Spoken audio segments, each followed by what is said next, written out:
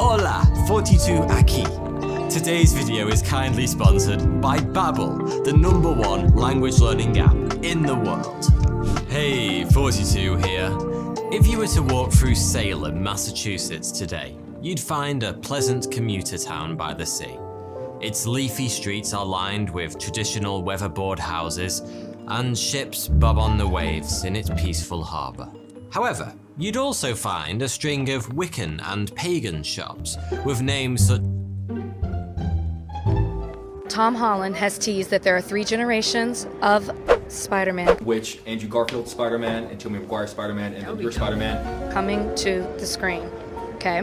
Wait, what? Yeah. But would you want that though? Would you want? That's a better question. But would we want that? Wait, what?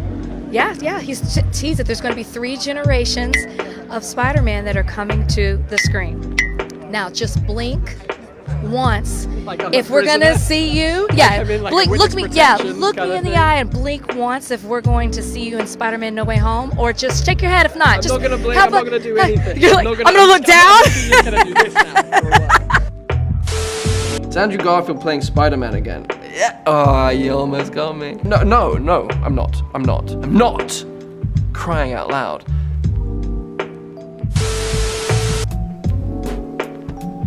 God damn it, Jimmy. Why didn't you ask him about the video instead of the photo? I'd love to see what he'd come up with to dodge that. This is about this Spider-Man Photoshop thing that we talked about on Jimmy Fallon. Listen, at this point, people just I'm done. Like, we'll all find out when the movie comes out, and we'll either be very disappointed, or we'll be very happy, or like someone will say, "I told you so," and another person will say, "But I told you so." We'll all find out. I'm sorry in advance. Next. I'm gonna preface this the same way I prefaced the last time I brought up Spider-Man. I'm not asking you if you're in the new Spider-Man film, Andrew. I'm not. For the record, the last time we talked, if you go back to the tape, I didn't even ask you if you were in Spider-Man. I don't know how to bring up the Spider-Man stuff because obviously I don't even want to like ruin anything if there is something to ruin, except to There isn't anything to ruin, bro.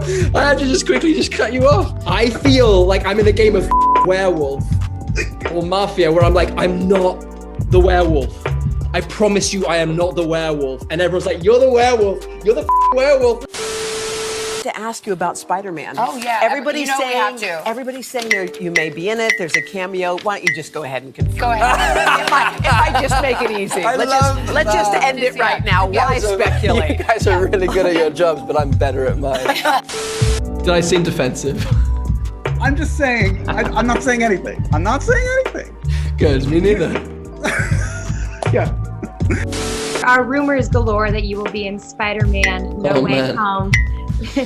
Oh boy. What do you think of those rumors? Again, like, I feel like I'm in a game of werewolf, and I'm just saying I'm not the werewolf. I am not the werewolf. I promise you guys, I am not the werewolf. I don't know if it's the lighting there or something, but you kind of look like a werewolf to me today. I'm just gonna, Oh, really? A werewolf? Yeah, it's weird. Yeah. Like hairier than usual? Like, what's the... Well, no, I don't know. Last time you referenced werewolves and feeling like a werewolf in a game, and just today, you look like a werewolf. I look like a werewolf. I feel like you're being a bit provocative, Josh, and I'm not. I'm not crazy about it. I'm gonna tell you that. Sorry. Okay. Such as the Cauldron Black and Coven's Cottage, where you can buy spell books, crystals, and even broomsticks. Visit at Halloween and you'll find the entire town has been taken over by tourists in terrifyingly silly costumes. Salem's name will always be inextricably linked with the 17th century witch trials that took place there. In 1692 and 93, around 200 people in Salem and the surrounding villages were accused of witchcraft and tried in court. 30 people were found guilty, 14 women and 5 men were hanged. Curiously, 2 dogs were also executed. I suppose when your dog begins levitating whilst shitting on your carpet, it's time to put it down. The accusations began when it was suspected that 2 local girls had been possessed by the devil. Betty Paris, aged 9, the daughter of a local Puritan church minister, and Abigail Williams, 11, her orphaned cousin who lived with the family. The girls seemed to be behaving in rather strange ways. They had fits, screamed in pain, and threw things. They were found in strange contortions on the ground and regularly hid under the furniture.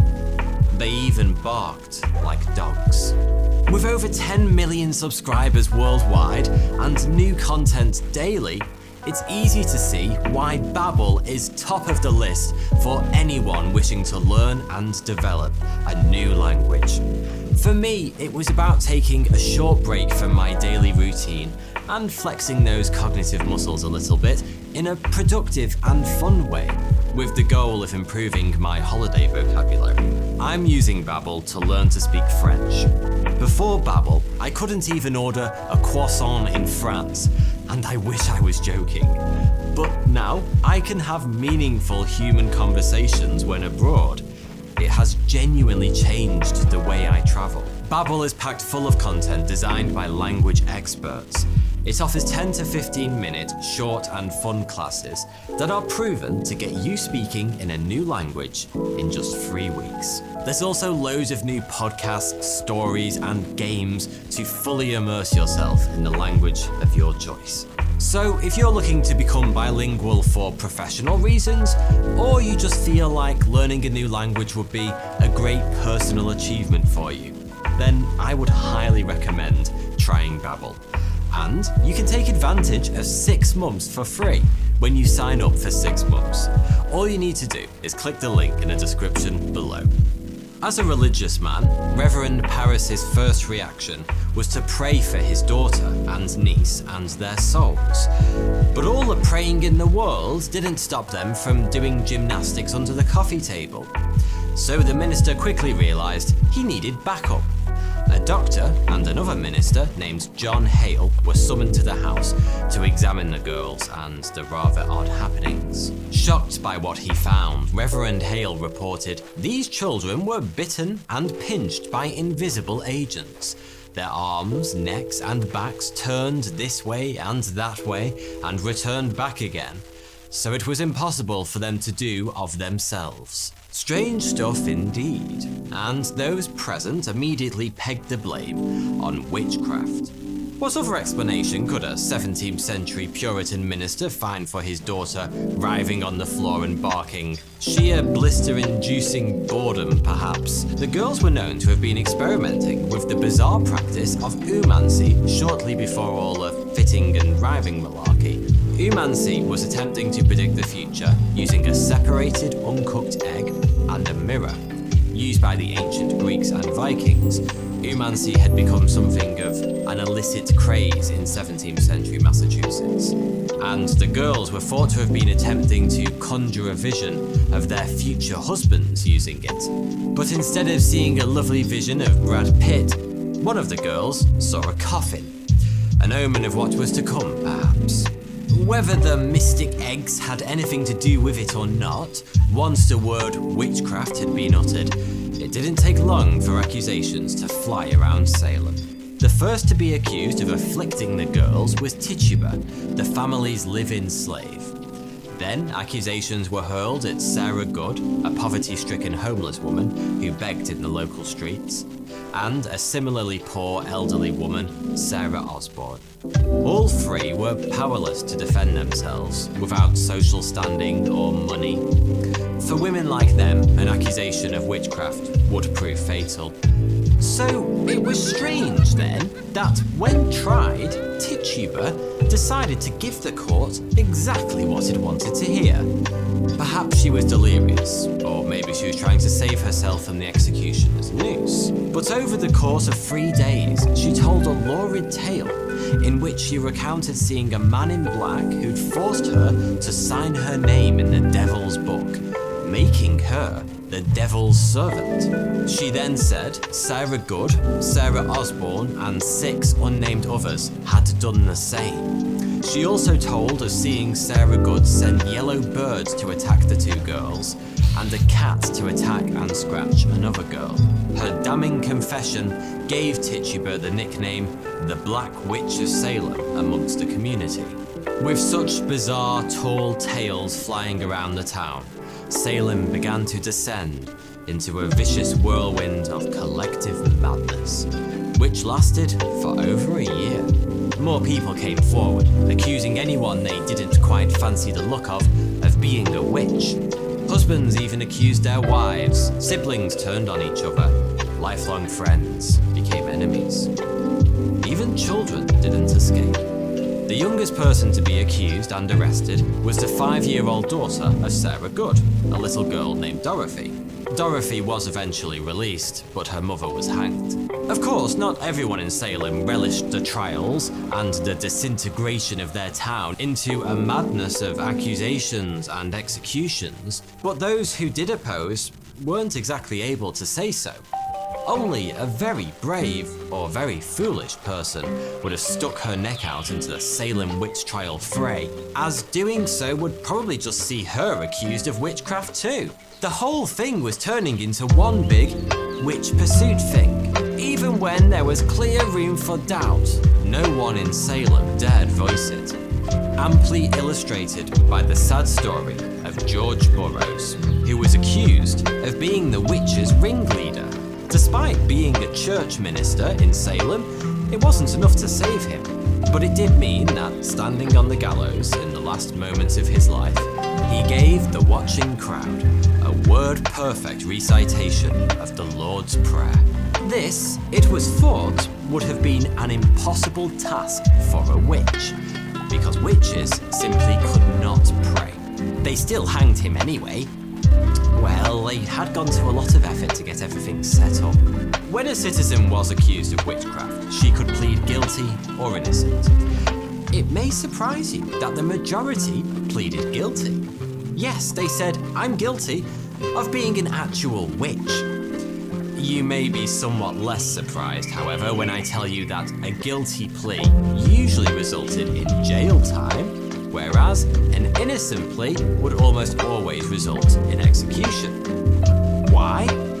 Well, Puritans believed that lying was a sin, and since the town had already unanimously decided the accused was probably a witch before the trial, if she did plead innocent, she just had to be lying, and therefore had committed another sin on top of being a bleeding witch, for which she obviously deserved to now die. A guilty plea, however, demonstrated remorse and repentance.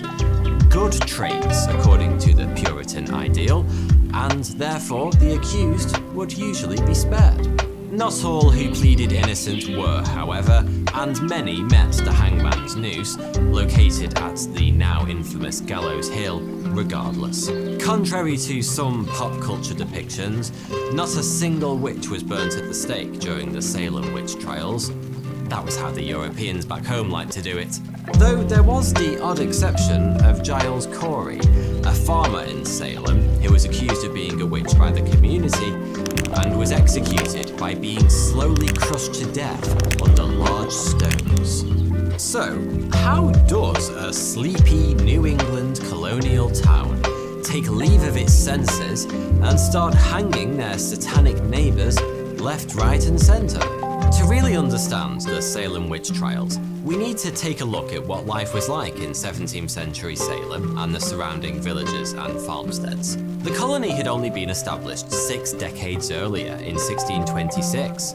And even at the time of the witch trials, many of those who lived in Salem would have been recent arrivals, mostly from England, who travelled to the new colony in order to enjoy religious freedom, specifically Puritanism, a movement that practiced Protestantism in its purest form. And sure, they found purity in New England, but they also found fear.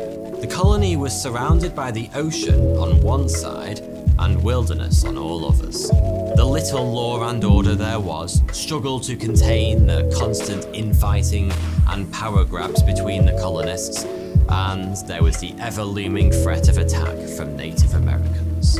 In fact, only a decade before the witch trials in 1676, a brutal 15-year war between the settlers and the local population had just come to a bloody end. It killed 1 out of every 10 of the colony's adult men and destroyed numerous homes and businesses. This is how fast YouTube is with Brave. Notice how there's no pre-roll ads? And here's how you can see how much time you save with Brave. Look, Chrome was great in So, it's fair to say, in 1692, the residents of Salem weren't enjoying a peaceful life, but one in which fear and suspicion was around every corner. Every Sunday, they would stand in church to hear a Puritan sermon that spoke vividly of the devil and the dangers that lay beyond the walls of their homes and the fences of their farms. For most Salem residents, the only respite from their arduous existence was to be found in the Bible.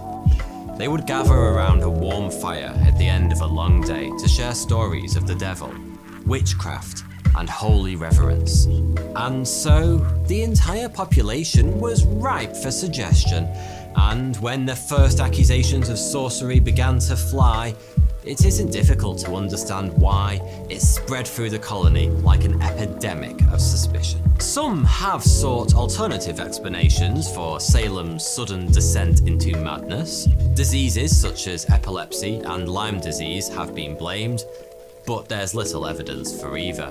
More plausible is the idea that a hallucinogenic fungus could be to blame. The ergot fungus grows on grains such as rye and wheat, which just so happen to have been staples of the Salem diet.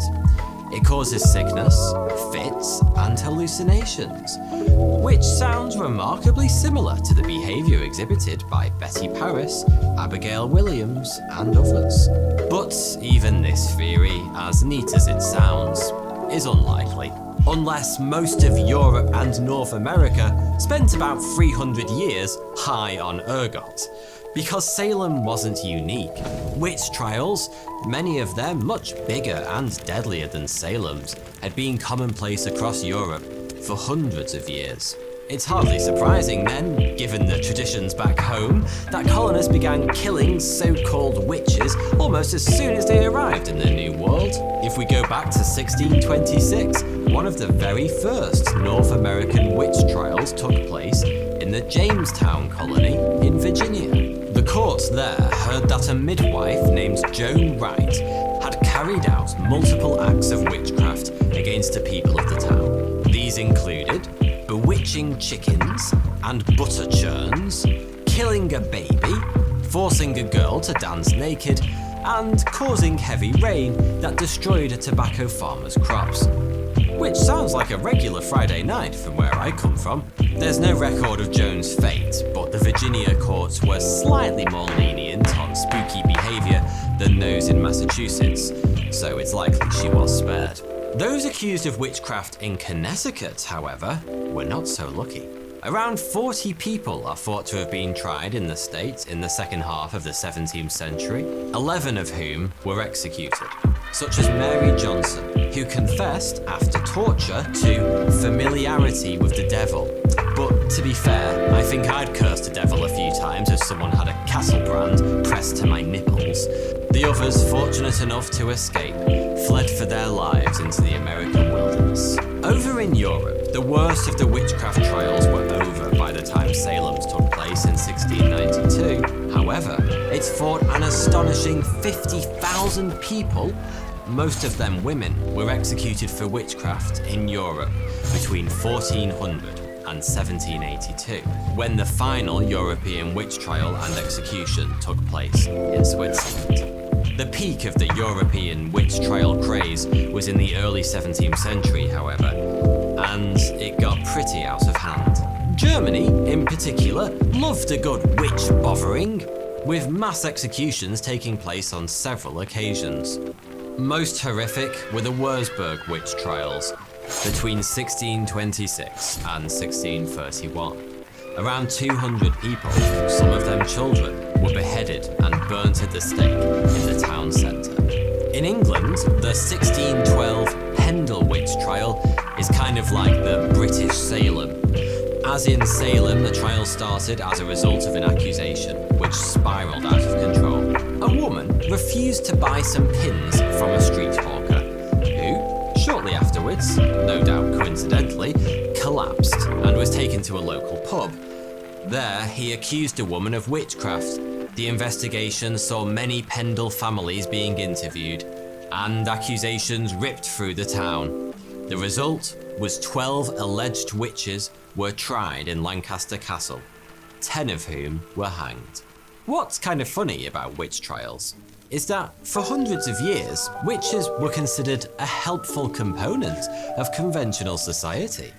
Throughout the Middle Ages, people visited their local witch to buy a potion or a spell. A love-struck young man would procure a love potion. An elderly woman would ask for a potion to save her ailing husband from his sickbed.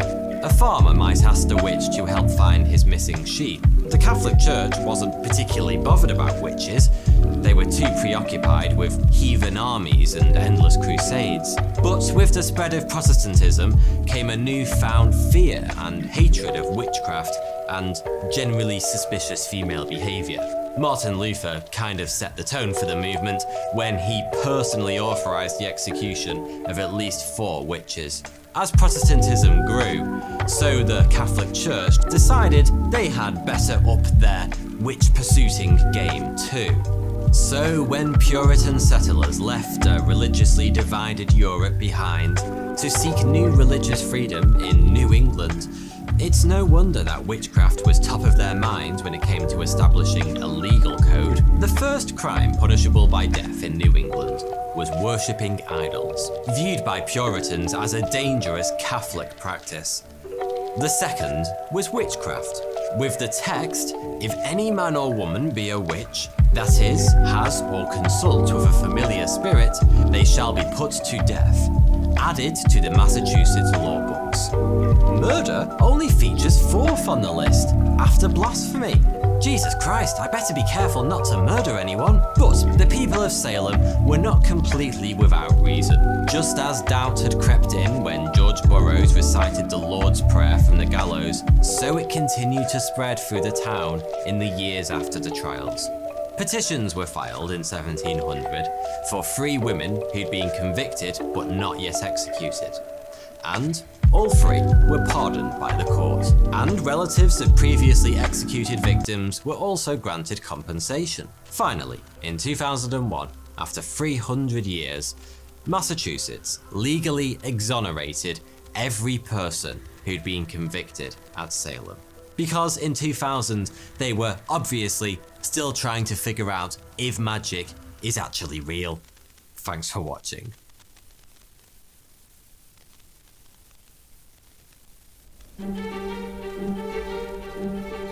It's 1612, and a woman is in a courtroom. She's accused of killing 3 men through witchcraft.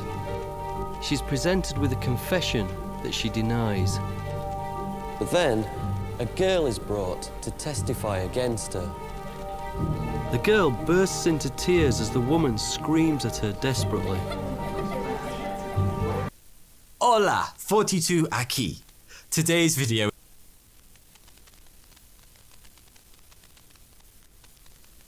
She's accused of killing 3 men through witchcraft. She's presented with a confession that she denies. But then, a girl is brought to testify against her. The girl bursts into tears as the woman screams at her desperately.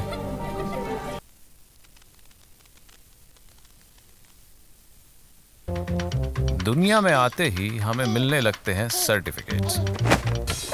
कुछ certificate जीतने के, तो कुछ certificate हार न मानने के, कुछ सर्टिफिकेट खुल के खाने के, और कुछ जिम्मेदारी निभाने के। कुछ सर्टिफिकेट प्यार की उम्र भुला देते हैं, तो कुछ उम्र भर याद रह जाते हैं। कुछ सर्टिफिकेट रोशन करते हैं नाम, तो कुछ दिलाते हैं आपको काम, जैसे गूगल करियर सर्टिफिकेट्स। सीखिए data analytics, IT support, UX design जैसे कई सारे फ्यूचर रेडी कोर्सेज। एनरोल करिए और बनिए जॉब रेडी। grow.google/certificates पर। This part sounds important. I should save it. Whoa, whoa, whoa! What's that? It's a tool called Liner. It lets you pin important parts of any YouTube videos. Wait, that's weird. This is Khan Academy, not YouTube. You can pin on YouTube videos embedded in any website. Hey, 42 here.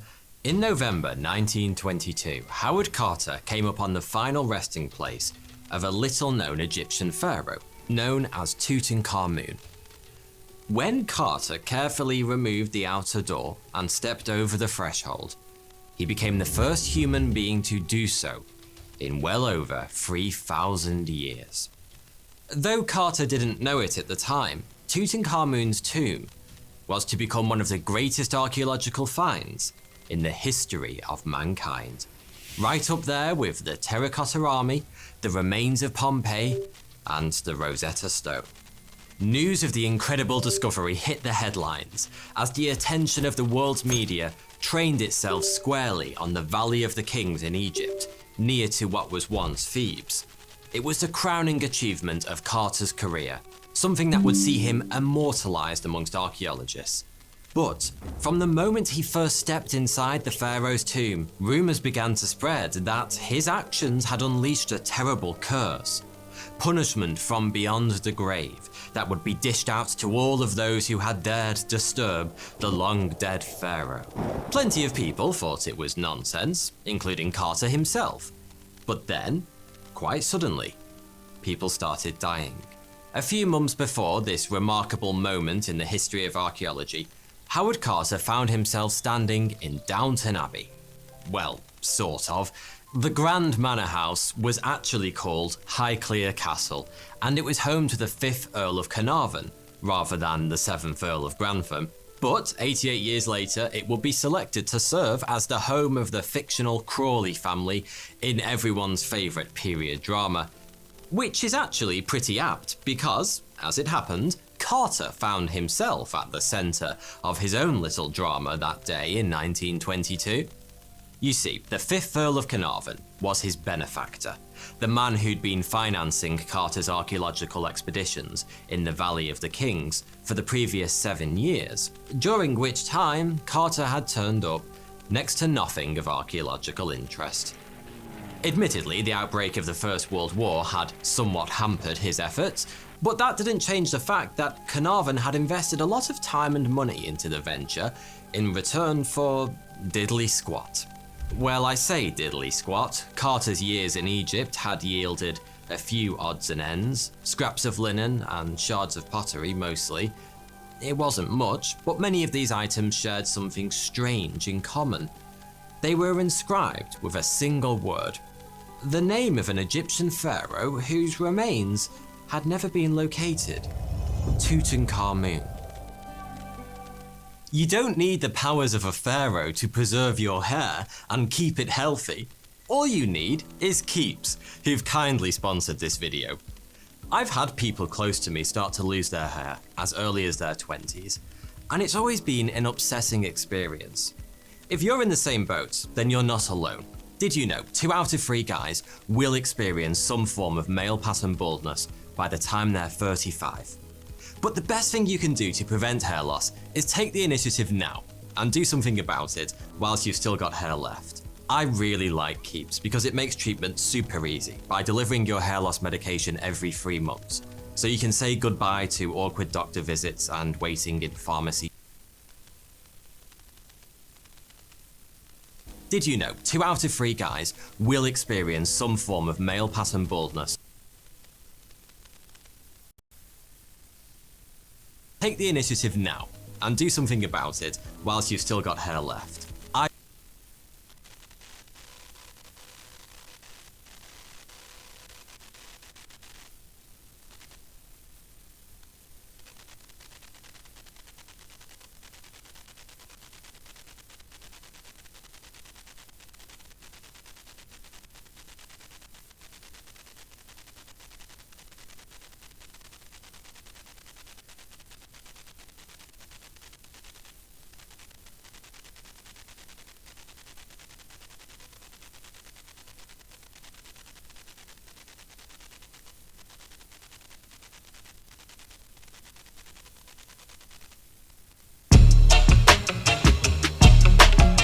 All right, Jamie, so we're both creators, both make videos. I think we have a lot in common, but I also think there are a lot of big differences between our channels and our workflows and how we do things. You don't bury yourself alive? It's a little different on my channel. So I got 20 questions for you. Let's do it. All right, first one, what's the first app you open on your phone in the morning? I love how we just jumped right into this.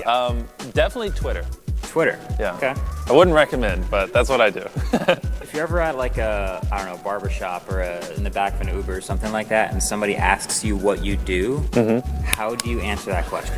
Oh, well, if I'm in the back of an Uber, I lie. I just say I work at McDonald's because I don't want them to drop me off at my house and be like, yo, I know where a YouTuber lives. Right, true. Do you have like there's usually follow-up questions. Do you ever like say what you do and then have to sort of explain it? Yeah, so I guess I typically just describe it as I like to give away money while torturing myself and occasionally torturing my friends and then just doing whatever random weird things pop in my head.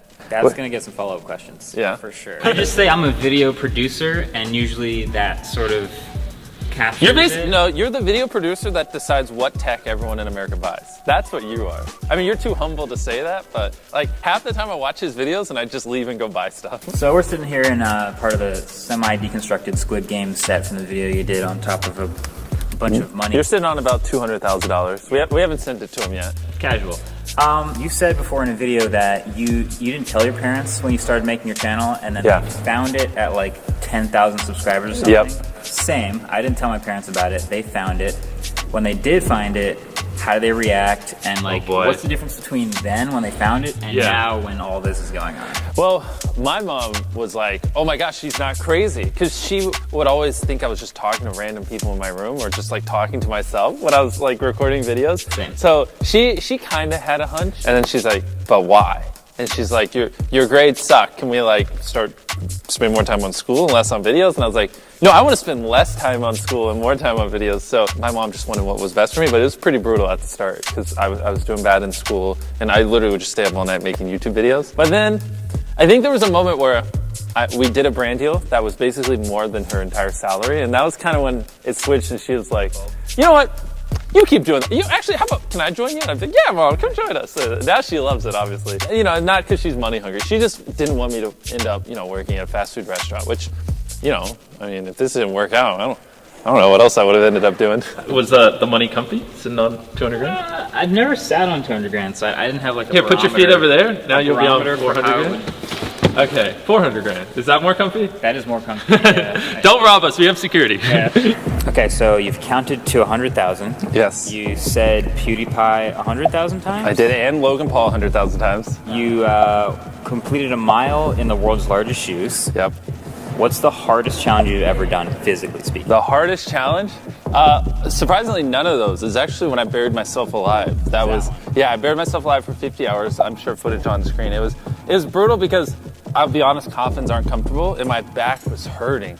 And like 30 hours in, I was like, I almost got out. Like even just thinking about it makes me almost tear up. It was so painful on my back. I feel like you should collaborate with David Blaine at some point because all of his stunts are somewhere on the borderline of like, how much can you actually physically tolerate? Yeah. And that spectacle is just as fun. Weirdly enough, when I did that, we were in contact and then since then we haven't talked. But David, if you see this, please, let's do something.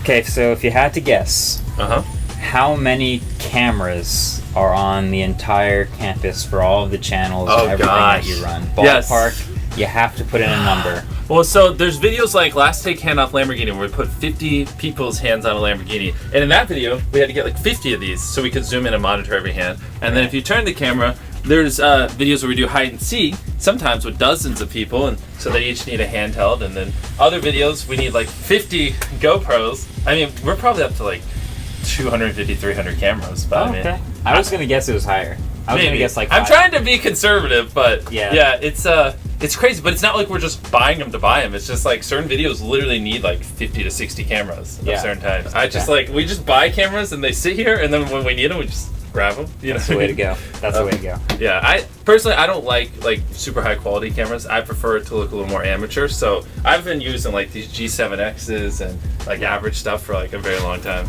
24 or 30 FPS. 30. Okay. Yeah. There it is. Yeah. 24 is like your career's fading. Like you're trying to get into movies and some of that. That never works. Kidding. I hope you don't do 24. I do 30. Okay. Okay, so I read somewhere, I think you said you've gone through a dictionary and will just like pick random words to see if you can find good video ideas in there. It works actually better than you would think. You still do that? Yeah. So basically, it's not just a dictionary. It's you want to take in inspiration and then see what pops in your head. So say a random word. Any word. Something you don't think I will think you're going to say.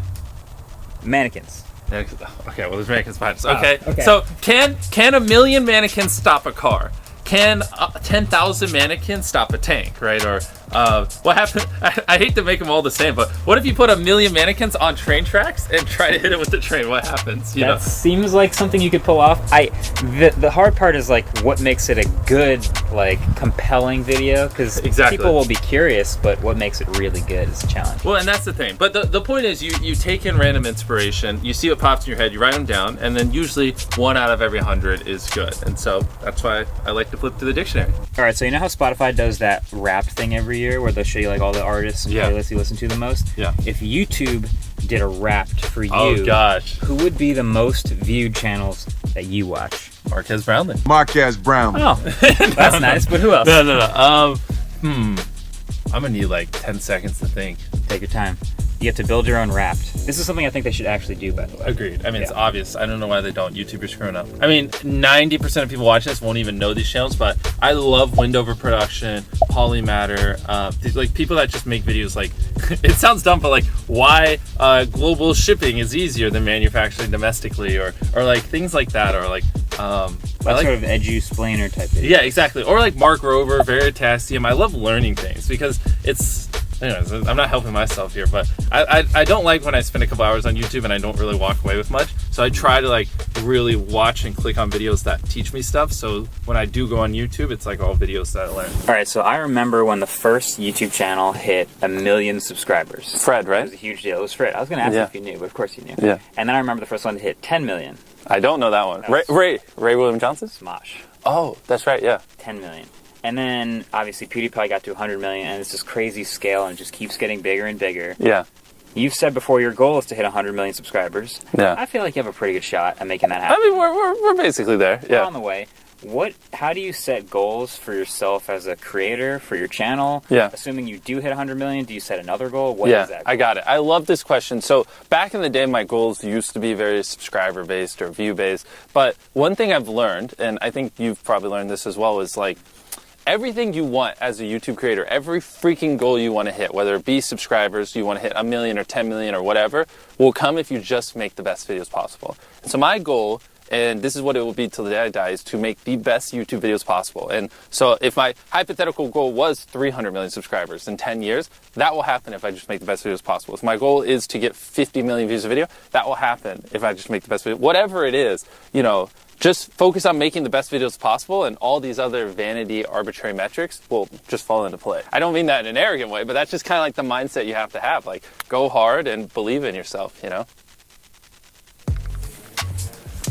Okay, so you've had a lot of interesting ideas for videos. Yes. I wonder how many of them, you've probably said this before, but how many of them do you scrap after you started them and before they're done? Oh gosh. So probably 1 out of every 4 videos we end up getting scrapped because, like, I'll give you an example, right? Climbing a wall with plungers seems like a cool idea.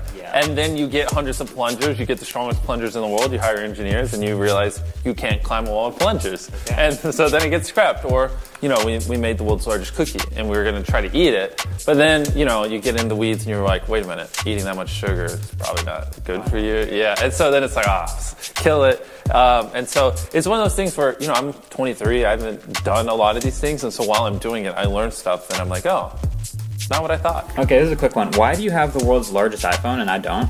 I don't know. I just saw it on eBay. It looked cool. Does it work? It does. It works. It works. I'm so glad this isn't my town. I thought you just doxed me. Comment down below if you think he should switch his normal phone to the world's largest iPhone for a month and vlog it. I think that would be such a good video. A month.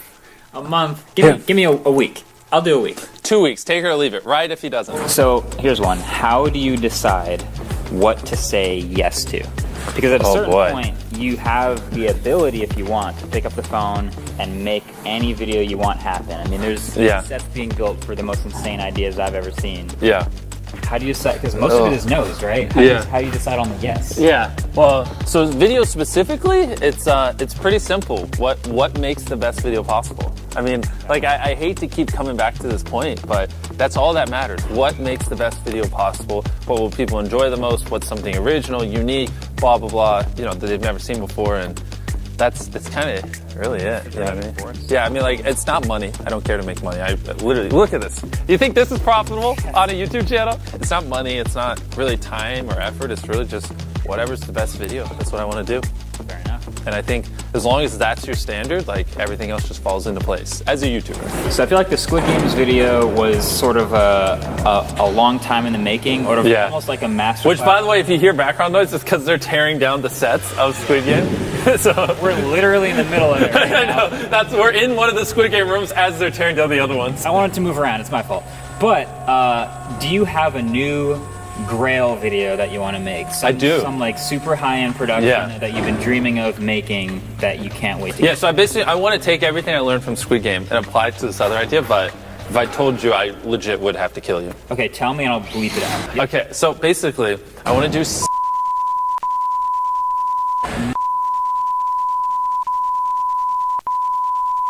you win. instant viral hit, no question. Do you think it about could be bigger than Squid Game, though? I think it could. Yeah, it depends on when you do it, but yes. Yeah, I mean, it's going to take like 6 months. Yeah, bet. Okay. Make sure he blurs that. It's going to be a really long bleep. All right, I'm a reviewer, but I got to ask you for a little review. Can you review YouTube? Give me a rating of the whole platform on a scale from 1 to 10. I mean, I'm incredibly biased. 100 out of 10 because it changed my life and gave me everything I ever wanted. Well, see, that's dangerous because YouTube needs a little bit of competition, needs a little bit of like reason to get I don't know. I'm pretty happy. I think things are fine. YouTube gets rid of the dislike counter on all videos. Yeah. They make decisions sometimes that are a little bit head scratchers. Do you feel like, well, first of all, what do you think of the dislike counter disappearing? See, that's where it's one of those things where I don't know if there's a right answer because I do know that people were, targeting certain groups of people or races of people and bombing them with dislikes or using it to abuse people, and there were services where you could buy a bunch. So in a way, it was being used to silence people and harassment, but there are also good ways. It's a good signal to show a video's crappy or there's misinformation. And so I don't know. I lean towards I think dislikes aren't that good overall, but I also see why they had to get rid of it because, it's one of those tough things where I think no matter what, there's not really a right answer. Here's one. What do you miss about old YouTube? Old YouTube. There's a lot of relics, a lot of old throwbacks and stuff. I do miss that back in the day you could be a little bit more edgier. I do. Yeah, I think it would be cool to see someone see if I don't know, a million Legos could stop a bear from the cow or something like that. Whereas I feel like videos like that aren't necessarily bad, but just because it has a gun, I don't feel like the times have changed. Yeah, for sure. Exactly. I kind of there's also UI things. I look at a screenshot of old YouTube and I immediately think of the videos I was watching back then. Yeah. I don't know if you have that oh, this was the era of the Ray William Johnsons. Same, yeah. Ray William Johnson, Call of Duty commentaries, Woody's Gamer Tag, and all those guys. We're running out of places. We're in front of a dumpster. Yeah, for this next one, we're joined by this dumpster here. So there's a lot of space inside and outside for a lot of people working on a lot of different things. Yep. How many people are on the team currently? Do you have to ballpark something like that? I mean, that's top secret information. Okay. We'll just say that it's been going up quite a bit. I mean, obviously we went from videos back in the day where it was just me and Chris and we would just react to stuff to now, with Squid Game, we had to build 8 full Hollywood level production sets. And I mean, on that video alone, we probably had 300 different people working on it. At least 150 just contractors alone building stuff. Yeah. 20 editors, 20 plus camera people, stuff like that. So, I mean, they're getting pretty huge. Yeah, there's a lot that goes into it. But thankfully, we have this dumpster to film in front of. All right, in 30 seconds or less, we've had Team Trees. Yes. It was an incredible success. Yes. It's still going. Why should the internet care about Team Seas?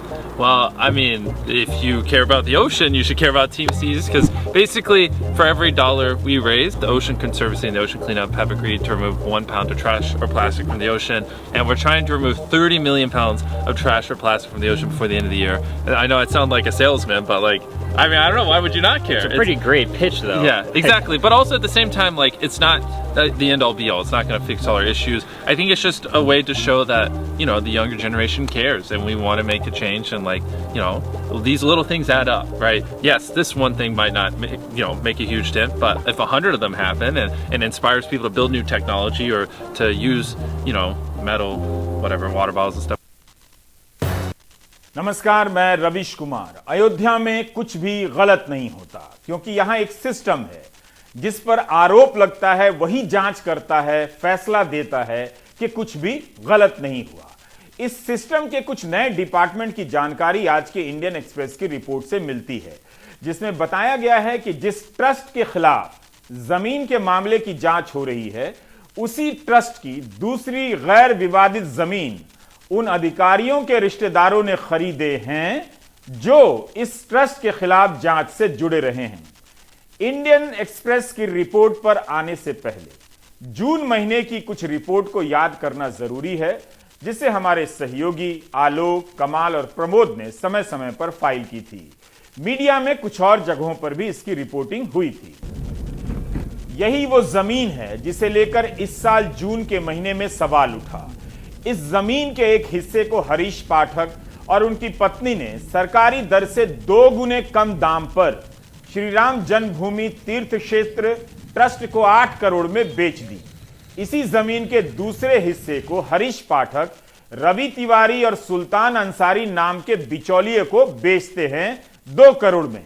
इन बिचौलियों ने 15 minute के भीतर 2 करोड़ की जमीन 18.5 करोड़ रुपए में मंदिर trust को बेच दी। इस सौदे में गवाह के रूप में बीजेपी नेता और अयोध्या के मेयर रहे। एक ही जमीन का एक हिस्सा सरकारी दर से 2 गुने से भी कम दाम पर बिकता है और उसी से लगा दूसरा हिस्सा सरकारी दर से 3 गुने से अधिक दाम पर ट्रस्ट को बेचा जाता है। 15 मिनट में बिचौलियों को 16.5 करोड़ का मुनाफा होता है। अब इसमें एक दूसरा एंगल यह जुड़ता है कि वाहिद अहमद दावा करते हैं कि यह जमीन बेची नहीं जा सकती क्योंकि 1924 में उनके परदादा ने इसे वक्फ के नाम कर दी थी। बाद में किसी रिश्तेदार ने इस जमीन को हरीश पाठक को बेच दी, वक्फ से लिखवा लिया कि जमीन बेची जा सकती है। बहरहाल वाहिद अहमद ने तब कहा था कि वे हाई कोर्ट में इसे चैलेंज करेंगे। मंदिर ट्रस्ट के लोग गलत नहीं कर सकते हैं, उन्हें सही जानकारी नहीं दी गई होगी, ये वाहिद ने कहा था। इस ज़मीन की रजिस्ट्री में लिखा है कि इसमें आने का कहीं से रास्ता नहीं है। सड़क की तरफ से ये नज़ूल की ज़मीन पड़ती है और इसके बाकी 3 तरफ दूसरे लोगों की प्रॉपर्टीज़ हैं, बाग वगैरह है, इसलिए इसमें आने का कोई रास्ता नहीं बताया जा रहा है। अब इसके समर्थन में, ट्रस्ट के समर्थन में ये तर्क दिया जा रहा है कि जब वो ज़मीन के लिए इकरारनामा हुआ था, जो पहले शख्स ने जब इसको ख़रीदा, तो उस इकरारनामे में 2 करोड़ मालियत इसलिए थी कि मंदिर का फ़ैसला होने के पहले इसकी मालियत कम थी और मंदिर का फ़ैसला होने के बाद मालियत बढ़ गई। लेकिन लोग ये जानना चाहते हैं कि क्या खेती की ज़मीन, बाग की ज़मीन अयोध्या में इतनी महंगी हो गई है कि 1 साल में उसका दाम 9 गुना ज़्यादा बढ़ जाए? इसके ऊपर किसी को यकीन नहीं है। ये ज़मीन शुरू में तमाम तरह के विवादों में रही है। कुछ लोग ये कहते रहे हैं कि यह वक्फ में दर्ज है और जिन्होंने ट्रस्ट को बेचा है उसके पहले ये कई बार बेची और ख़रीदी गई है। तो बहरहाल कोई जांच ही ये साबित कर सकती है कि इसकी असलियत क्या है। जून के महीने में यह विवाद उठा, तब श्री राम जन्मभूमि तीर्थ क्षेत्र ट्रस्ट ने कहा कि उन्होंने अपने वकीलों और लेखपाल से इसकी जांच कराई है, जिसमें कुछ भी गलत नहीं निकला और इस मामले को लेकर अब मीडिया ट्रायल में नहीं उलझेंगे। अगर कोई लीगल अथॉरिटी पूछेगी तो उसे जवाब देंगे, ये उनका बयान था। क्या किसी लीगल अथॉरिटी को नहीं पूछना चाहिए कि एक ही जमीन है, बेचने वाला भी एक है, बेचने वाले पर फ्रॉड के आरोप हैं, ट्रस्ट उससे एक हिस्सा सीधे खरीदता है, दूसरा हिस्सा एजेंट के मार्फत खरीदता है। एजेंट 2 करोड़ में खरीदकर 15 मिनट में ट्रस्ट को 18.5 करोड़ में बेचता है। क्या यह सवाल शुचिता का नहीं है? अगर इसी तरह की डील सपा के नेता ने की होती तो आज कौन कौन सी जांच एजेंसी उसके घर पहुंच गई होती, बताने की जरूरत नहीं है। हमारा स्थायी निर्णय है कि सभी प्रकार का ट्रांजैक्शन बैंक टू बैंक होगा, ऑनलाइन होगा और सरकार के किसी टैक्स में कोई कटौती, कोई चोरी नहीं करने देंगे। इन दोनों निर्णयों का हमने पालन किया है। दुर्भाग्यपूर्ण यह है, आरोप लगाने वाले व्यक्तियों ने आरोप लगाने के पहले ट्रस्ट के पदाधिकारियों से किसी प्रकार की कोई संपर्क करके तथ्यों की जानकारी नहीं ली और बोल दिया। समाज को उन्होंने भ्रमित किया है, गुमराह किया है।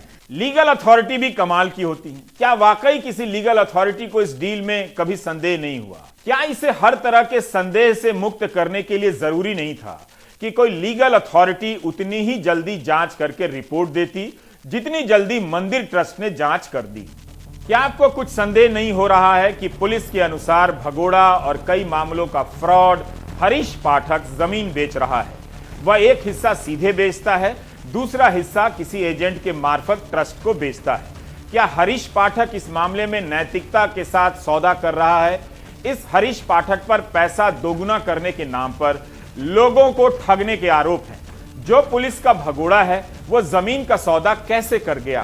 क्या किसी लीगल अथॉरिटी को यह नहीं पूछना चाहिए था, पता नहीं लगाना चाहिए था कि जो भगोड़ा है उसका कौन सा अकाउंट चल रहा है जिसमें 10 करोड़ की राशि ट्रांसफर हुई होगी? यह कैसा भगोड़ा है जिसका खाता चालू है? हरीश पाठक अभी तक गिरफ्तार नहीं हो सका है। जून में उठा विवाद समाप्त मान लिया गया। लोगों ने राहत की सांस ली। उन लोगों ने राहत की सांस ली जिन्होंने जांच की और इस मामले को क्लीन चिट दे दिया। जनता भूल गई। ये राहत की तो बात है। मेरे ख्याल से भगोड़ा हरीश पाठक भी जहां है खुशी होगा और राहत की सांस ले रहा होगा। न्यूज लॉन्ड्री के बसंत और आयुष की यह रिपोर्ट भी तभी आई थी कि बीजेपी के मेयर के भांजे और खुद को बीजेपी का कार्यकर्ता बताने वाले दीप नारायण ने मंदिर क्षेत्र के करीब की एक जमीन 20 फरवरी 2021 को 20 लाख में खरीदी और 3 महीने के बाद उस जमीन को 2.5 करोड़ में मंदिर ट्रस्ट को बेच दी। 3 महीने में 12 गुना का मुनाफा। लोग मंदिरों को अपनी जमीन मुफ्त में दान कर देते, यहां 12 गुना मुनाफा कमा लिया गया। न्यूज लॉन्ड्री की रिपोर्ट के अनुसार दीप नारायण कथित रूप से सर्किल रेट से कम दाम पर जमीन खरीदते हैं, लेकिन मंदिर ट्रस्ट को जब बेचते हैं तो सर्किल रेट से अधिक पर।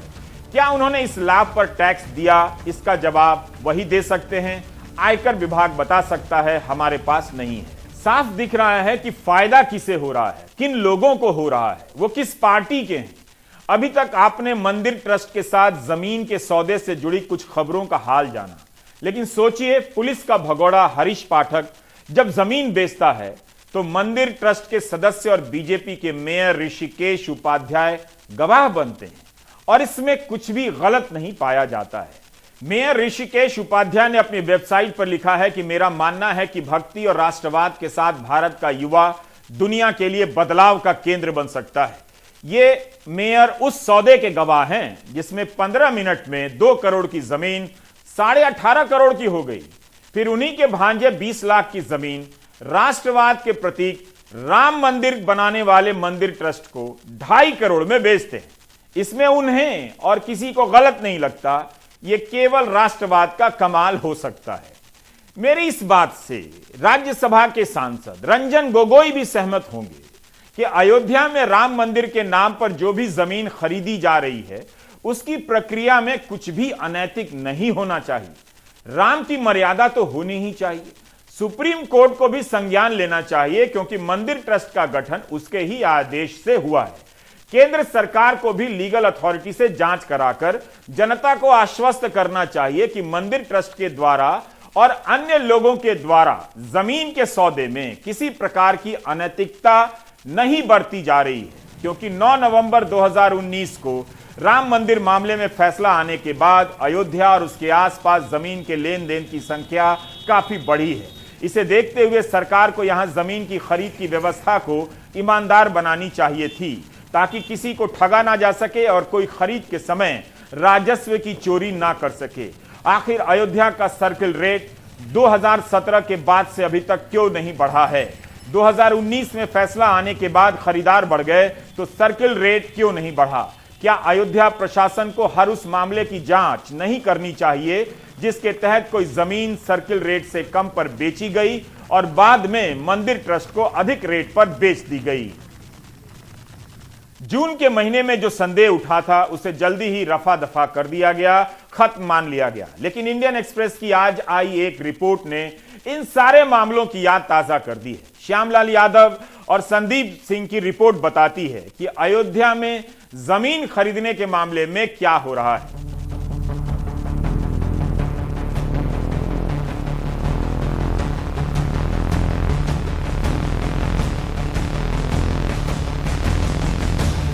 इस रिपोर्ट में बताया गया है कि कैसे अयोध्या में बीजेपी के विधायक, विधायक के रिश्तेदार, विधायक से जुड़े ट्रस्ट जमीनें खरीद रहे हैं।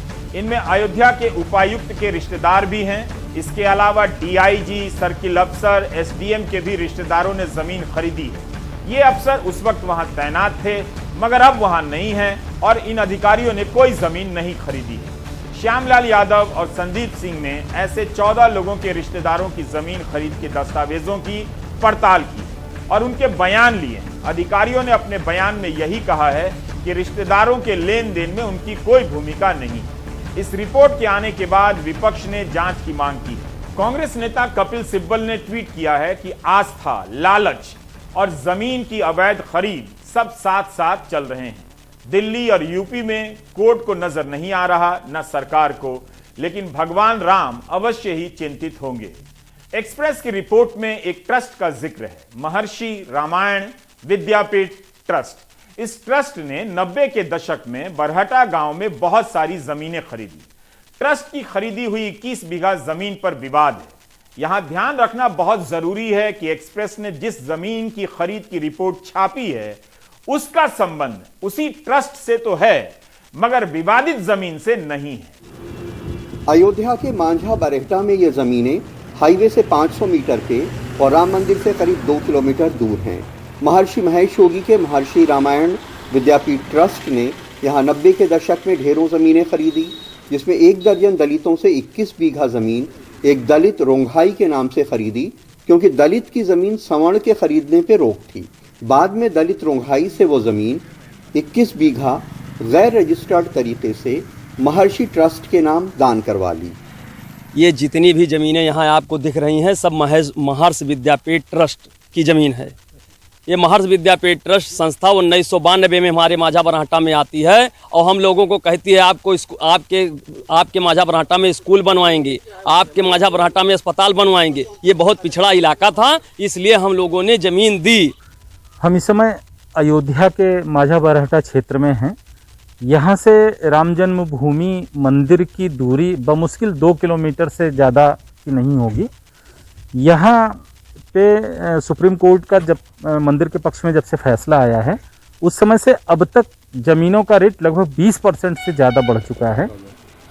इस जमीन की डील में पेच ये आया कि रोंघाई के नाम से जो जमीन खरीदी गई वो तो दुरुस्त थी, लेकिन कानूनन दलित को अपनी जमीन किसी सवर्ण संस्था को दान करने के लिए डीएम की इजाज़त की ज़रूरत है और उस पर दान लेने वाली संस्था को स्टैंप ड्यूटी देनी थी, लेकिन डीएम की इजाज़त के बिना ये गैर रजिस्टर्ड दान दिया गया। 1992 में महर्षि ट्रस्ट ने 21 बीघा ज़मीन रोंघाई के नाम से 6,38,000 में खरीदी। 3 जून 1996 में रोंघाई ने गैर रजिस्टर्ड डोनेशन डीड से महर्षि ट्रस्ट को दान कर दी। 18 सितंबर 2019 को गांववासी माधव ने राजस्व परिषद में गैर कानूनी दान की शिकायत की। 1 फरवरी 2020 को जांच कमेटी ने महर्षि ट्रस्ट को जमीन दान को गैर कानूनी पाया। 1 अक्टूबर 2020 को डीएम अनुज झा ने भी महर्षि ट्रस्ट को जमीन दान को गैर कानूनी बताया। 18 मार्च 2021 को कमिश्नर ने भी महर्षि ट्रस्ट के जमीन दान को गैर कानूनी बताया। अगस्त 2021 में असिस्टेंट रिकॉर्ड ऑफिसर के यहाँ जमीन सरकार को देने का केस दर्ज हुआ। हम जानना चाह रहे थे कि जैसे ट्रस्ट ने कुछ ज़मीनें बेचा है तो ये ज़मीन जो है किन लोगों ने यहाँ के बेचा है और ज़मीन का काम कौन कर रहा है, उनसे मुझे कुछ सवाल पूछने हैं। इसके विषय में, ज़मीन के विषय में जानकारी हमें तो है नहीं, और इसके विषय में आपको जानकारी करना तो दिल्ली में है वहाँ ऑफिस है, वहाँ पे आप पता करेंगे, वहाँ पे बता सकते हैं। यहाँ पे हमें कोई जानकारी। इस जमीन डील पे विपक्ष सरकार को और बीजेपी को घेर रहा है। राहुल गांधी ने ट्वीट कर इस पे तंज किया कि हिंदू सत्य के रास्ते पे चलता है, हिंदुत्ववादी धर्म की आड़ में लूटता है। इंडियन नेशनल कांग्रेस के ट्विटर हैंडल से भी ट्वीट किया गया कि मर्यादा पुरुषोत्तम श्री राम के नाम पर भाजपाई चंदा चोरी बर्दाश्त से बाहर है। भाजपा नेताओं को चंदा चोरी का जवाब भी देना होगा और हिसाब भी। आम आदमी पार्टी ने भी इस पर तीखी प्रतिक्रिया दी है।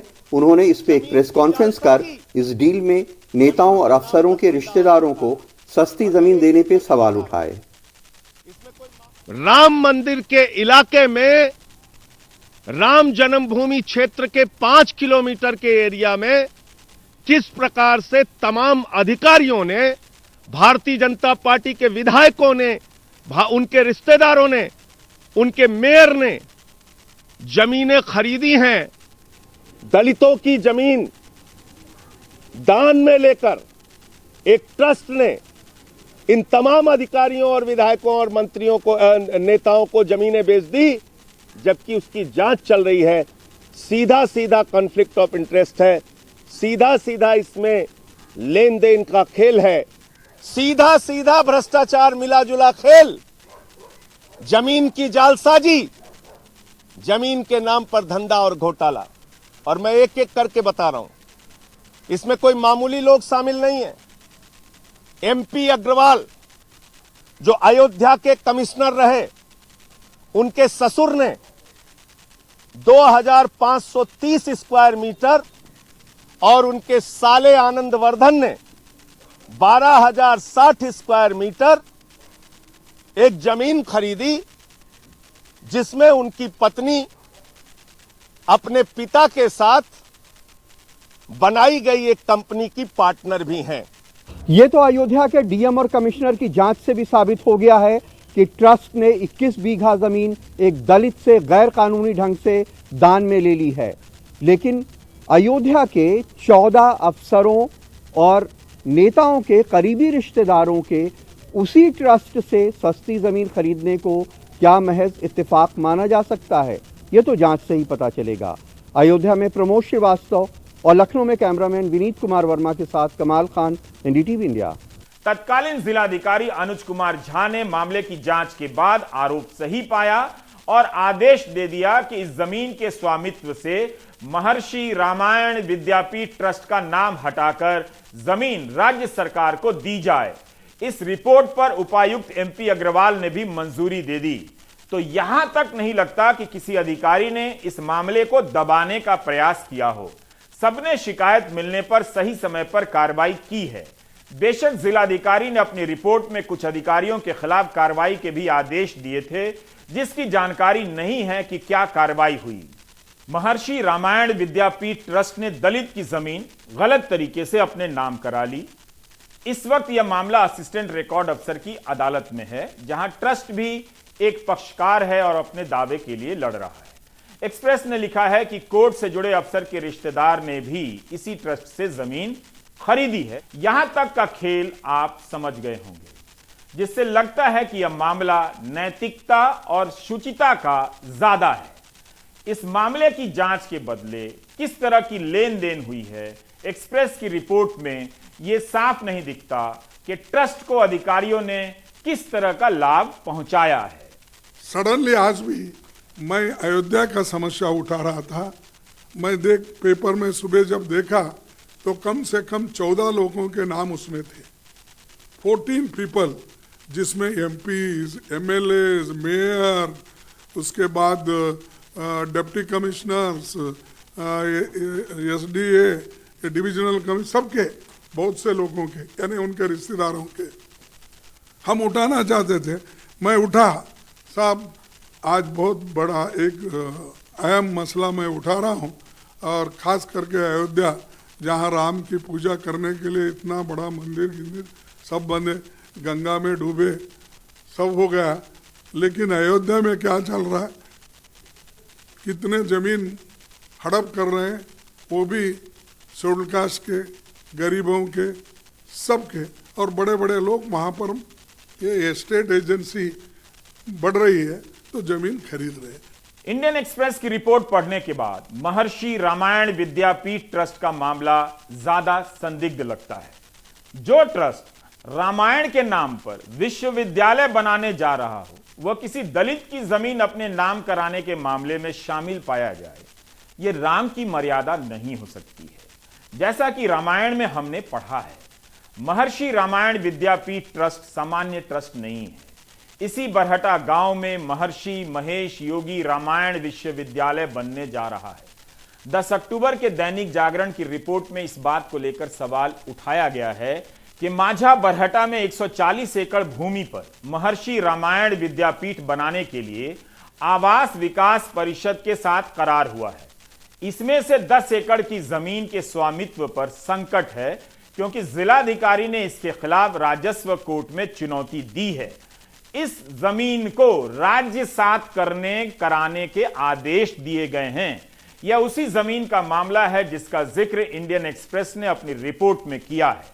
एक्सप्रेस की रिपोर्ट में ट्रस्ट के सदस्य सालिकराम मिश्रा ने कहा है कि रोंघाई हमारे साथ कुछ साल काम कर चुका है। लोग 28 साल बाद इसलिए मामला उठा रहे हैं क्योंकि जमीन के दाम बढ़े हैं। एक्सप्रेस से सालिकराम मिश्रा एक और बात कहते हैं कि हमने राजस्व विभाग के सेवानिवृत्त अधिकारियों को हायर किया है, यानी उन्हें पैसे देकर काम पर रखा है, जिन्होंने जमीन का करार करते समय हर तरह की कानूनी प्रक्रिया पूरी की होगी। ठीक इसी टाइप की दलील श्री राम जन्मभूमि तीर्थ क्षेत्र ट्रस्ट ने दी थी। कि हमने अपने वकील और लेखपाल से भूमि खरीद की जांच कराई है, कुछ भी गलत नहीं निकला है। प्राइम टाइम के शुरू में पहली लाइन यही है कि अयोध्या में कुछ भी गलत नहीं होता।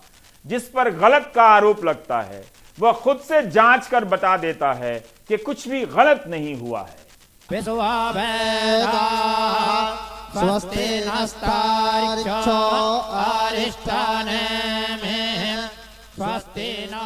एक दिसंबर का यह वीडियो बताने के लिए काफी है कि महर्षि रामायण विद्यापीठ ट्रस्ट कितना प्रभावशाली है। इसके कार्यक्रम में मुख्यमंत्री योगी आदित्यनाथ शामिल हो रहे हैं, जैसा कि आप देख रहे हैं।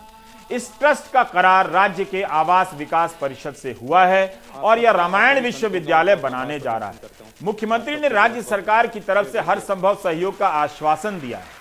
क्या इतने प्रभावशाली ट्रस्ट के खिलाफ अब किसी कार्रवाई की उम्मीद की जा सकती है? उससे वो जमीन ली जा सकेगी जो इसने दलितों से ली और अपने नाम अवैध रूप से करा ली। क्या इसकी जानकारी मुख्यमंत्री को दी गई थी कि ट्रस्ट की जमीन को लेकर प्रशासन के कोर्ट में मामला चल रहा है? इससे उन अधिकारियों में कार्रवाई करने का हौसला क्या ही बचेगा। जब सरकार अपने को सेकुलर दिखाने की प्रयास कर रही हो, भारत और भारतीयता से मुंह मोड़ने का प्रयास कर रही हो, तब एक संत विश्व पटल के सामने भारत की बात को पूरी मजबूती से रखने का साहस कर रहा हो, तो यह उस कालखंड के लिए अद्भुत भी था और वर्तमान के लिए अभिनंदनीय भी है। और इस देश से मैं महर्षि महेश योगी जी की इस परंपरा से जुड़े हुए महर्षि जी के नाम पर इस रामायण विद्यापीठ ट्रस्ट से जुड़े हुए सभी पदाधिकारियों को, जो आज महर्षि के इस पूरे कार्यक्रम को अभी भी उसी भाव के साथ आगे बढ़ाने का कार्य कर रहे हैं, इन सबको हृदय से साधुवाद देता हूं। रामायण विद्यापीठ ट्रस्ट के माध्यम से ये जो कार्यक्रम चल रहे हैं, अनेक कार्यक्रम देश और दुनिया के अंदर चल रहे हैं, उद्देश्य एक ही है, हम अपनी सनातन धर्म को लेकर के दुनिया के सामने जाएं। जमीन का मामला कभी इतना सीधा नहीं होता। अयोध्या में मंदिर के लिए हो या मंदिर के कारण हो, जिन जमीनों का सौदा हो रहा है उस पर नजर रखी जानी चाहिए। राम का मंदिर बन रहा है, कम से कम वहां और आसपास कोई काला धन वाला जमीन ना खरीद ले। इतनी मर्यादा तो होनी ही चाहिए कि कहीं से किसी भी तरह का पैसा कमाकर वहां कोई जमीन खरीदकर पुण्य कमाने की होड़ में हमसे आपसे आगे ना निकल जाए और हम पीछे रह जाएं। वहां की जमीन वही खरीदे जिसकी आमदनी का जरिया श्वेत हो, व्हाइट। बाकी ब्लैक एंड व्हाइट तो प्राइम टाइम के दर्शक देख ही लेते हैं। अब ब्रेक ले लीजिए।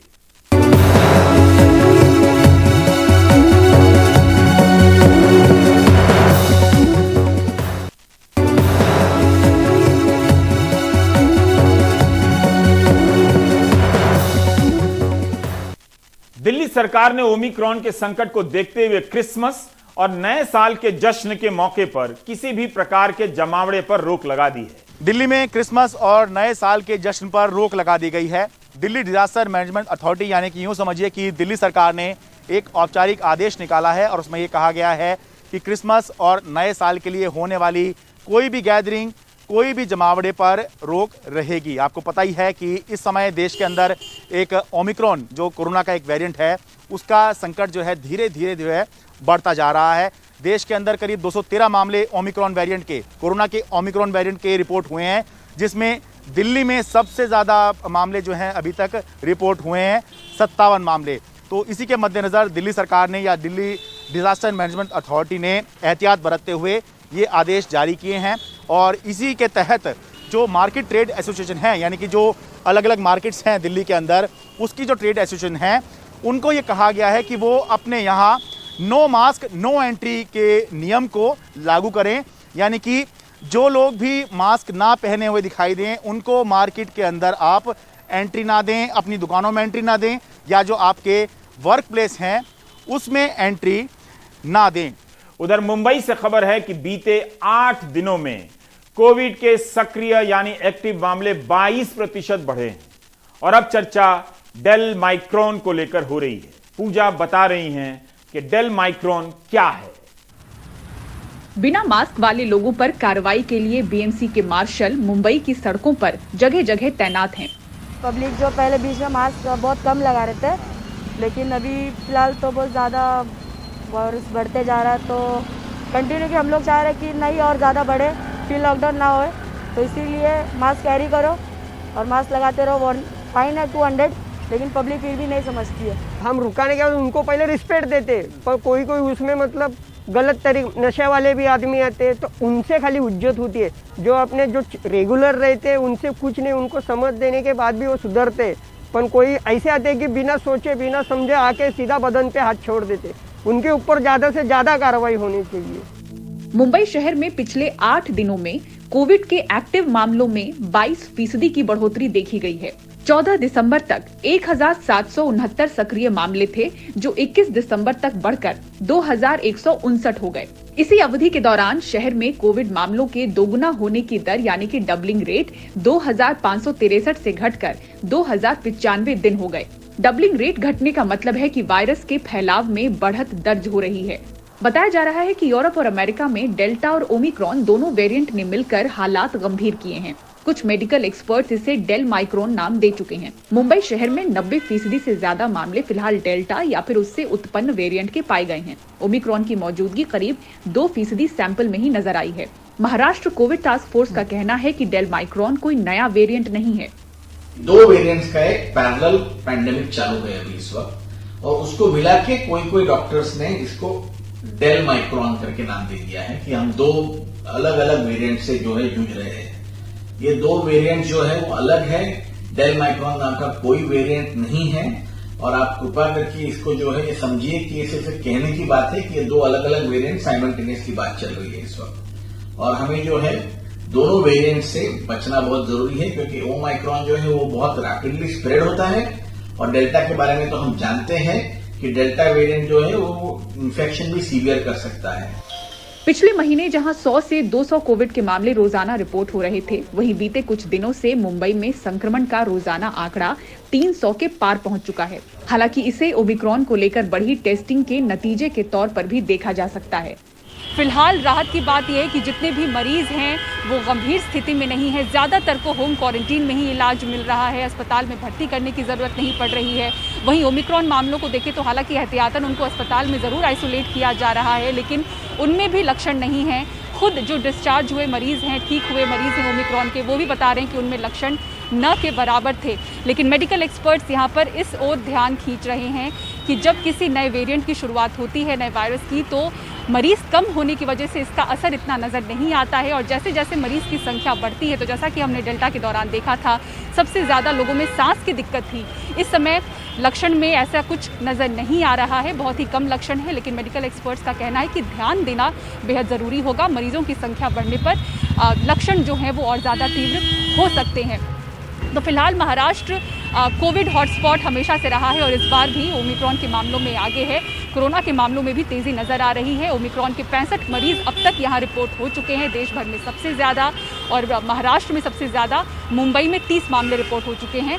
तो इस तरह से ये शहर भी ओमिक्रॉन के मामलों में आगे चल रहा है। लेकिन राहत की बात यह है कि 50% जो मामले हैं वो ठीक हो चुके हैं। 35 मरीज़ जो हैं अब तक ओमिक्रॉन के, वो डिस्चार्ज होकर ठीक हो चुके हैं, घर जा चुके हैं। और जो बाकी एक्टिव मरीज़ हैं उनको अस्पतालों में आइसोलेट किया गया है। इसी बीच जो पाबंदियां हैं वो लगाई गई हैं मुंबई में, जैसा कि इसके पहले भी हम रिपोर्ट कर चुके हैं। 15 दिसंबर से ही यहाँ पर धारा 144 लागू है और बीएमसी लगातार जो गाइडलाइन है उसमें भी तब्दीलियाँ कर रही हैं। इसके पहले भी जानकारी दे दी गई थी कि 50% ही जो इंडोर है, जैसे कि रेस्टोरेंट के अंदर जो बंद जगह है वहाँ पर 50% लोगों को ही इजाज़त मिलेगी, और जो खुली जगह है वहाँ पर 25% लोग ही शामिल हो सकते हैं। ऐसे में अगर 200 से ज़्यादा लोग बढ़ रहे हैं, भले ही जगह बड़ी हो, लेकिन 200 से ज़्यादा अगर मेहमान हैं तो उसके लिए वार्ड के असिस्टेंट कमिश्नर से इजाज़त लेनी होगी। तो बीएमसी ने इस तरह से नई गाइडलाइन भी जारी की हैं और नए साल को देखते हुए पाबंदियां और भी ज़्यादा सख्त हो सकती हैं जिस तरह से मामले बढ़ते जा रहे हैं, क्योंकि मुंबई और महाराष्ट्र लगातार कोविड हॉटस्पॉट बना हुआ है। मुंबई से कैमरा पर्सन प्रवीण जी रोहित के साथ पूजा भारद्वाज, एनडीटीवी इंडिया। आप देख रहे थे प्राइम टाइम। नमस्कार।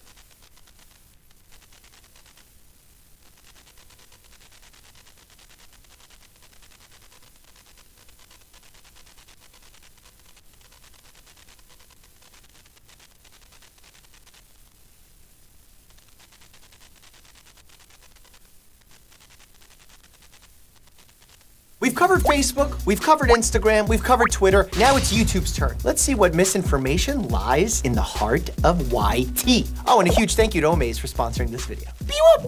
Hey Lily, I brought some stuff for you. Oh, my knee. What happened? Oh my God, she touched the luggage and she blew up with a purple bruise. That quickly? Does she have a hemophilia issue? How can I go out with this bruise? Wear pants. First aid hack. Egg. Is she making a snack? Wait until it's warm. Repeat 3 times a day? Does she want it to hatch or does she want to fix her bruise? When you have a bruise, that's essentially a hematoma, broken blood vessels. If you bring warmth to that area, you're increasing circulation, thereby increasing the bleeding in the broken blood vessels, thereby increasing the bruise size. You want to do the opposite in the beginning in the acute stages, and you want to shunt blood away from it by putting ice and cold. I beg that you do not rub an egg on your leg. Swig? Sinus, migraine, tension, cluster. Okay, so it's kind of explaining different types of headaches, although the idea of a sinus headache is not a true headache. That's sort of been debunked. Massage for 1 minute. Yeah, I would like for someone to massage my head for a minute. Yes, facts. Facts, no postal mail. Is that what the kids say? See? I'm hip. I'm cool. What your cool kids up to? Oh, sinus headaches. Look at that. Look at that. Here I was treating their sinus infections, but all I had to do was this. Next time a patient comes into my office and complains of headache, I'm just gonna go like this. Let's see how fast I lose my medical license. 8 best acupressure points to treat body pains and aches. Okay, let's see it. What am I treating there? A medial epicondylitis? Reduces high fevers and soothes sore throat. No. Literally, they're making stuff up. They're not even, like... I think anatomically, what's in this area? What nerves, what muscles, what connective tissue, what organs are, not in this area, but like what organs are in there? What can go wrong with these tissues? And then we start ruling out these diagnoses. Bright side apparently is like elbow, throat, fever. What's the connection? 4 fingers above the belly button, pressure point.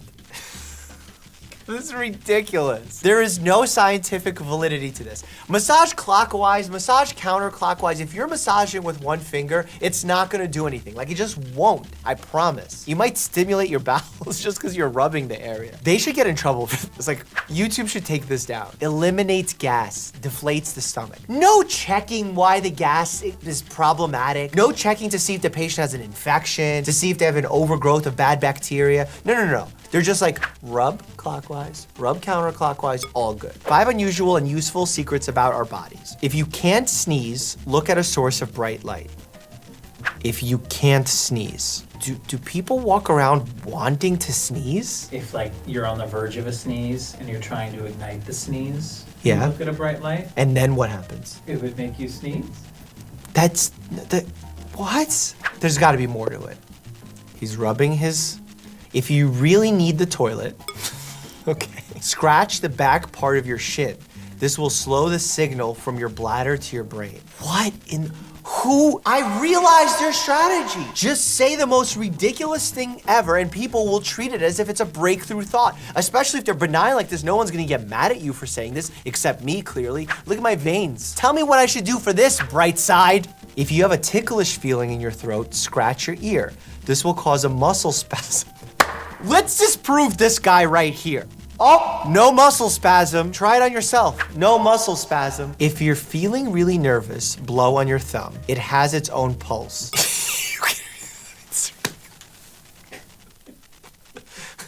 I'm gonna see if it'll help because I'm really nervous.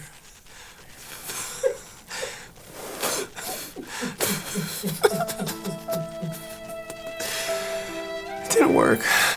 If your arm has gone numb, move your head around in a circular motion. This will cause the blood flow in your arm due to the twisting of the nerves in your neck.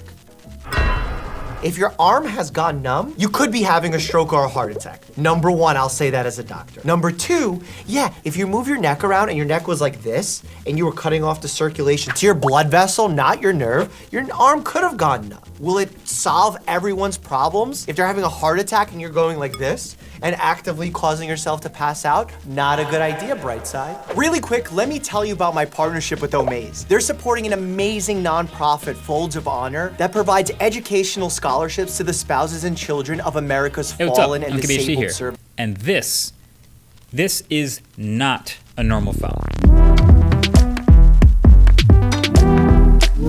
So, you know, they say the best way to act is if everyone else acted like you, then the world would be great.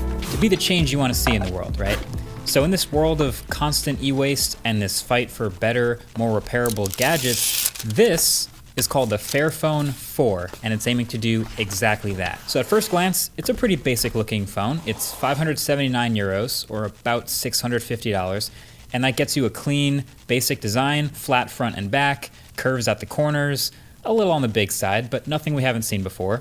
That's a 6.3-inch 1080p display up front, a metal frame, a fingerprint sensor on the power button, and USB-C at the bottom, and it has 5G, which previous Fairphones didn't have. Looks pretty good, but that's just at first glance. This phone is designed from the ground up to be sustainable, modular, repairable, and upgradable by you. That is very unlike any other phone out right now. So how do they do it? Well, you start with the basics. You saw the packaging, which is recycled paper and cardboard printed with soy ink. So this packaging is entirely sustainable. Then the phone itself is pretty easy to get into for anyone, not just professionals, anyone. So you get into this notch down here built into the corner of the phone, and that lets you pull off the soft touch, fully recycled plastic back cover, and that lets you get into all the parts of this phone. So the 3900 milliamp hour battery, that can be easily popped out, replaced, just like the good old days. And then the rest of the pieces are all easily accessible by just 12 screws. So you just need a little Phillips screwdriver to jump right in. And then each of the parts pops right out like a puzzle piece. So it isn't necessarily individual components, but the camera and speaker housing up here at the top can be removed and replaced pretty easily. If you take off the bottom, you can replace your speaker module for a new one. I literally just popped a ribbon cable off and was able to remove just the USB Type-C port from this phone. So if your port breaks or gets loose, you don't have to replace all of the inside of your phone. You don't have to pay someone an exorbitant amount of money. You don't have to throw it all out and buy a whole new phone. You just head over to Fairphone's website and scroll through the list of modules and pieces that they sell and buy exactly which one you need. Then when you get it, you take the phone apart pretty quickly and easily and can replace it.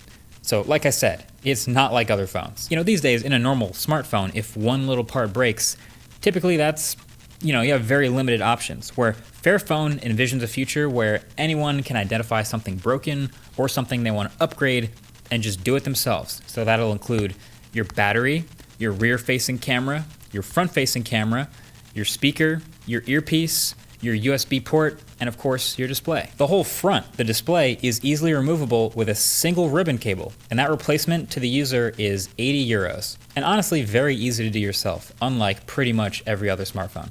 This phone scores a 10 out of 10 repair score from iFixit. There's no glue, no complex screws, nothing to make it unnecessarily difficult to take apart.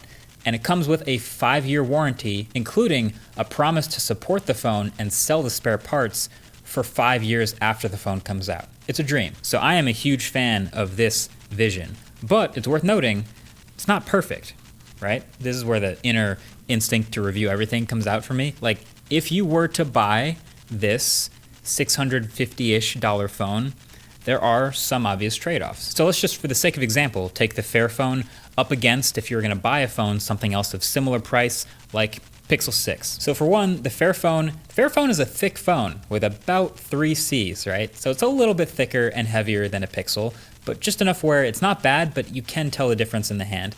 And the specs and performance are just on different levels. So the Pixel's Tensor chip feels roughly equivalent to a high-end Snapdragon 8 series, maybe a 888 or an 865. The Fairphone has solid specs, but definitely closer to mid-range. Snapdragon 750G and 6 or 8 gigs of RAM with 128 or 256 gigs of storage. That incredible removable battery that I talked about, it is 3900 milliamp hours, but that is smaller than the 4600 that they fit into the Pixel 6. And then the display, while it's pretty big and bright and covered in Gorilla Glass 5, it would also be a relatively weak point in a phone in this range at 1080p 60Hz LCD. Phones like the Pixel 6 would get you a larger, brighter, higher refresh rate display that gets much closer to the edges and is OLED with all the color and feature benefits that come with that. And then of course we all know about the Pixel and its new cameras.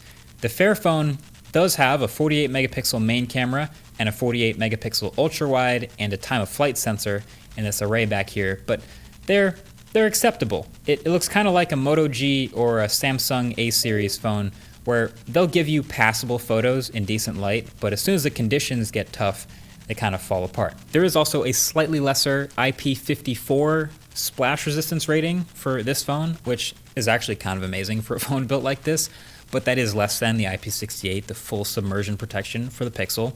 There's also no wireless charging. The point is, these two phones are pretty similar functionally. They're both Android phones. But as a customer choosing to buy one, you'd have to really value the repairability and the sustainability offered by the Fairphone to pick it over the Pixel or really any of the phones in this range. Now, part of that is because it's hard to do all of those things in a super tightly built gadget and do all of the repairability and modularity on top of that. But also the other part is it's a small company that doesn't have the same resources to make an incredible world-class bleeding edge phone that's tightly packed and keep the sustainability stuff in their supply chain and keep the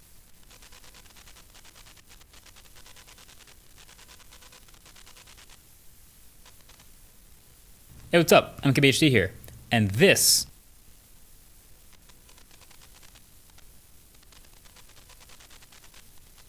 is a small company that doesn't have the same resources. Bleeding edge phone that's tightly packed and